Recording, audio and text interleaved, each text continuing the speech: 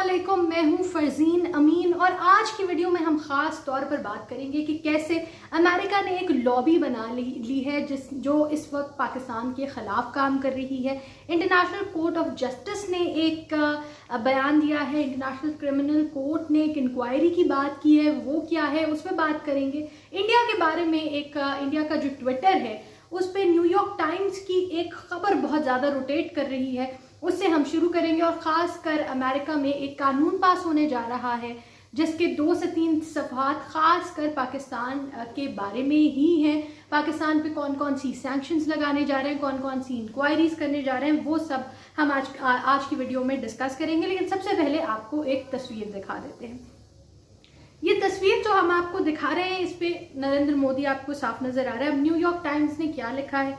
New York times ने लिखा है last best hope of earth, यानी आखिरी दुनिया की आखिरी अच्छी उम्मीद, world's most loved and most powerful leader, दुनिया का सबसे ज्यादा जिससे मोहब्बत की जाती है और सबसे ज्यादा ताकतवर leader is here to bless us. वो यहाँ आए हैं ताकि हमें यानी अमेरिकन को ब्लेस किया जा सके। अब बीजेपी के जो लोग हैं वो सबसे ज्यादा इसको ट्विटर पर सर्कुलेट करेंगे पढ़कर। ऑफ कोर्स हमें अच्छा नहीं लग रहा कि न्यूयॉर्क टाइम्स ने इस तरह कैसे लिख दिया, लेकिन जो लोग न्यूयॉर्क टाइम्स पढ़ते हैं क्योंकि इंटरनेट पे अवेलेबल है, इनकी जो न्यूज़पेपर है वो भी अवेलेबल है, इनकी जो प्रिंट फॉर्म में आती है वो भी इंटरनेट पे आपको साफ वाज़ेह तौर पर नजर आ जाती है। 26 तारीख की ये खबर लगाई गई है। अब पहली सबसे बड़ी बात तो ये कि जिसने भी ये खबर लगाई है उसने पहले कभी भी न्यूयॉर्क टाइम्स नहीं पढ़ा। न्यूयॉर्क टाइम्स में 26 तारीख को ये खबर शाया हुई ही नहीं, बल्कि कभी भी ये खबर न्यूयॉर्क टाइम्स में शाया नहीं हुई। अब ट्विटर पर इसके बार बार रोटेट होने की सबसे ज़्यादा बड़ी वजह ये है कि वहाँ पे कोई क्वेश्चन मार्क नहीं लगा सकता। जाहिर है ज़्यादातर लोग जो बीजेपी के फॉलोअर्स हैं, खासकर इंडिया में जो मोदी के फॉलोअर्स हैं, वो उस तबके से ताल्लुक़ रखते हैं जो न्यूज़पेपर्स नहीं पढ़ते, जिनको नहीं पता कि कहाँ की स्टाइल ऑफ रिपोर्टिंग कहाँ है या कैसी है। तो उनको बेवकूफ़ बनाना बहुत आसान है कि भाई दुनिया की सुपर पावर में न्यूयॉर्क टाइम्स में ये खबर लगी है कि मोदी दुनिया की आखिरी उम्मीद है और सबसे ज़्यादा मोहब्बत किए जाने वाले। ये तो खैर सबसे ज़्यादा कॉन्ट्रोवर्शियल बात हो जाएगी। इसमें जो तस्वीर है नरेंद्र मोदी की, अगर वही आप देख लें तो ये एक पुरानी तस्वीर है। इस दफ़ा जब वो गए हैं यूनाइटेड नेशंस जनरल असेंबली का सेशन अटेंड करने, तो वो शेव करके और अपने आप को फॉर्मल गेटअप में लेकर जाकर फिर वहाँ गए हैं। वो इस तरह साधु बन के न्यूयॉर्क नहीं गए। तो ये सरासर एक गलत तस्वीर है और पाकिस्तान के ट्विटर पर भी अब ये नज़र आने लग गई है। तो इसको खैर ख़ुद जो इनके इंडियन मीडिया में कुछ ऐसे मीडिया चैनल हैं न्यूट्रल रिपोर्टिंग करते हैं, उसमें द प्रिंट मीडिया ने इस चीज़ को ऑलरेडी बता दिया था कि ये फॉल्स न्यूज़ है, इस तरह की कोई खबर नहीं बनाई गई। अब इस हद तक ये गलत एडिटिंग है कि फॉन्ट भी सेम रखने की कोशिश नहीं की गई, इतनी गंदी कॉपी बनाई गई है कि उसको प्रोफेशनल दिखे, इस चीज़ के लिए कोई काम नहीं किया गया। लेकिन उनका खैर फिर भी काम चल रहा है क्योंकि इंडिया में बहुत सारी बड़ी पॉपुलेशन है जो इस चीज़ पर अब तक बिल्कुल मुतमईन है कि हाँ जी वाकई मोदी साहब इतने क्रेडिबल हैं कि उनके बारे में लिखा गया कि दुनिया की आखिरी उम्मीद यही है, पर यह खैर सरासर झूठ है। आगे आते हैं हम पाकिस्तान से ताल्लुक़ रखने वाली एक सीरियस खबर पर।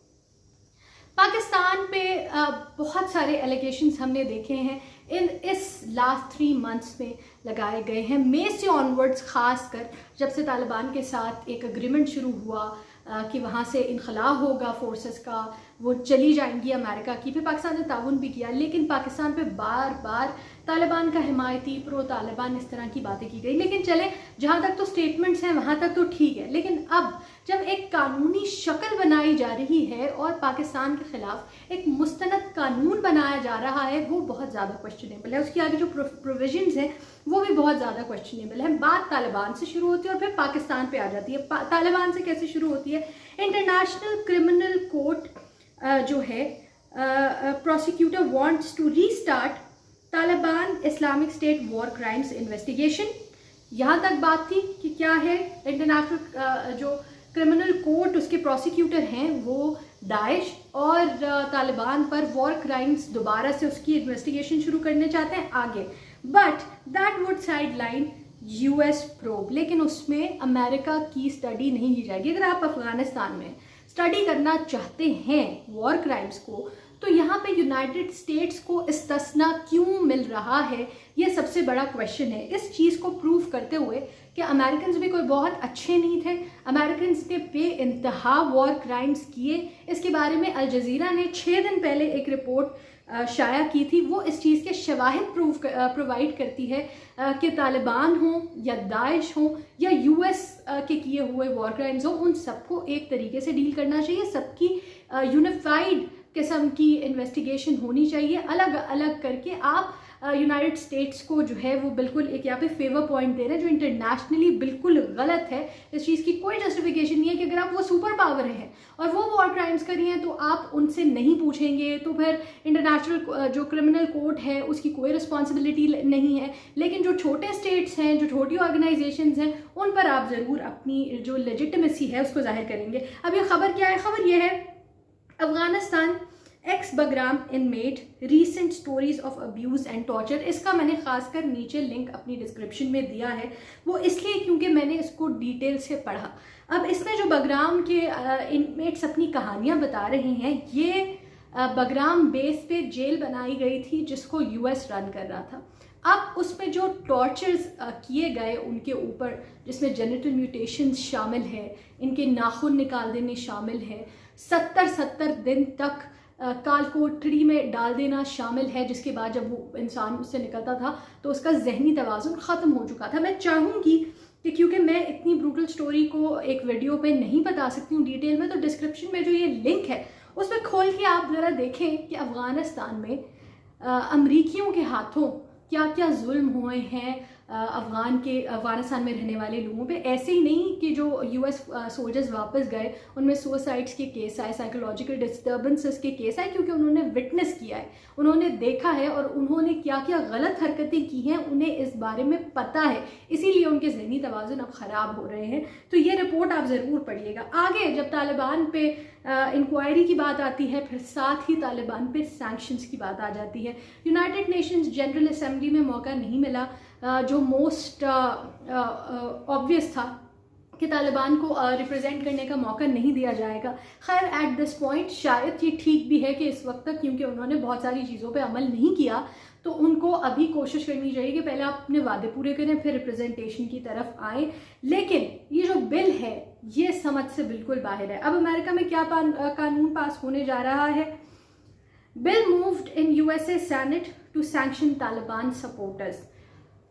यूएसए में एक बिल पेश किया गया जिसमें कहा गया है कि जितने तालिबान के सपोर्टर्स हैं उन सब पर सैंक्शंस लगा दी जाएंगी। अब चाहे वो ऑर्गेनाइजेशंस हों, चाहे वो ह्यूमैनिटेरियन ऑर्गेनाइजेशंस हों, या चाहे वो कोई कंट्री हो, ख्वाह वो कंट्री कोई भी क्यों ना हो, जिसने तालिबान की, बेसिकली अफगानों की नहीं, तालिबान की मदद की है, उन सब पर सैंक्शंस लगाई जाएंगी। और साथ में इस बिल में कहा गया कि अमेरिका कभी भी तालिबान को रिकग्नाइज नहीं करेगा। ये 10 साल तक बिल की मुद्दत, ये कानून की मुद्दत रहने वाली है, तो 10 साल तक तो वो तालिबान को रिकग्नाइज नहीं करेंगे और कोई तालिबान का रिप्रेजेंटेटिव यूनाइटेड स्टेट्स में यानी अमेरिका में एक्सेप्ट नहीं किया जाएगा। ये वो खैर वो वाली बात है सुहेल शाहीन वाली कि यूएन के रिप्रेजेंटेटिव के तौर पर उन्होंने सामने लाया गया। तो उन्होंने, यूएस ने ये दावा किया है कि यूएस अपनी पूरी ताकत लगाएगा और पूरी प्रेशर लगाएगा कि तालिबान का कोई भी नुमाइंदा कभी भी यूनाइटेड नेशंस में खुद को रिप्रेजेंट नहीं कर सके, अफगानिस्तान को रिप्रेजेंट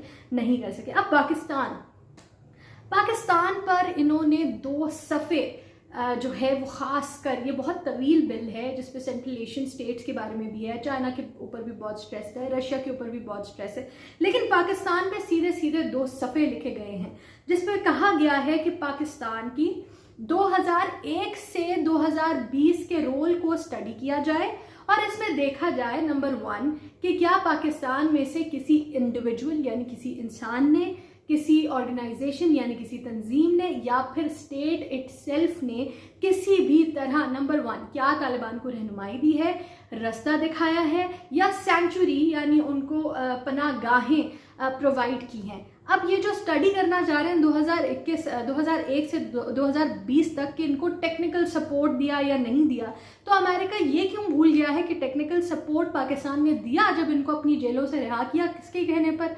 अमेरिका के कहने पर। अमेरिका के कहने पर इनके साथ ताउन आगे बढ़ाया गया, वरना तो ये लोग जेलों में थे।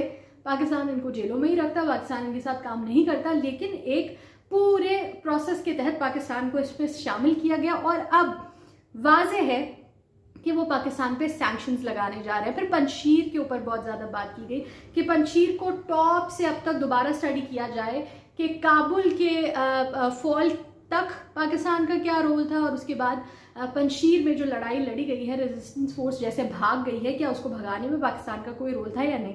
हालांकि इनके अपनी अक्सर मीडिया चैनल्स इस चीज़ को नेगेट कर चुके हैं, जो ग्राउंड पे जाके इस पे जितनी टॉपिक्स इस पे जितनी बनी हैं मीडिया रिपोर्ट्स, वो सब निगेट करती हैं कि पाकिस्तान का कोई रोल नहीं था। लेकिन फिर भी इस चीज़ पर भी एक पूरा सफ़ा लिखा गया है कि पंजशीर में किसी भी किस्म की पाकिस्तान की असिस्टेंस को देखा जाए और अगर असिस्टेंस होगी तो पाकिस्तान पे सख्त सैंक्शंस लगा दी जाएंगी। अब ये सैंक्शंस जो है वो इकोनॉमिक और पॉलिटिकल और डिप्लोमेटिक तीनों नौयत की होंगी, यानी पाकिस्तान को बिल्कुल अमेरिका से अलग कर दिया जाएगा, पाकिस्तान के साथ उस तरीके से ताल्लुक़ नहीं रखे जाएंगे।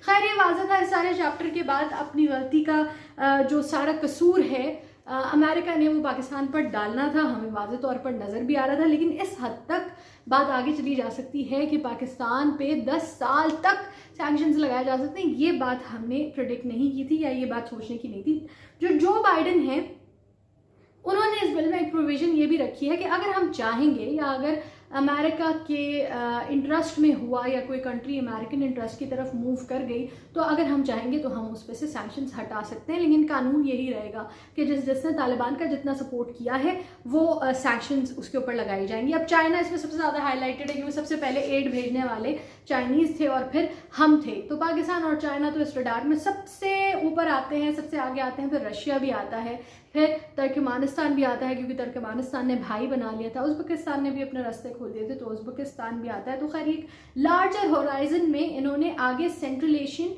और मिडिल ईस्टर्न स्टेट्स के लिए भी अपनी एक पूरी प्रोविजन इसमें दी। बहुत लंबा तवील बिल है, लेकिन जो उसके में सबसे इम्पॉर्टेंट बात हमारे लिए है वो ये कि पाकिस्तान में पर सैंक्शंस लगने जा रहे हैं। ये बिल आ चुका है और इस बिल के मंजूर ना होने का ऐसे कोई ऑप्शन नहीं नज़र आ रहा है। पूरी इनकी जो हाउस ऑफ रिप्रेजेंटेटिव्स हैं, कांग्रेस है, वो डेफिनेटली इस चीज़ पर ज़्यादातर आमादा हो जाएंगे और ये कानून भी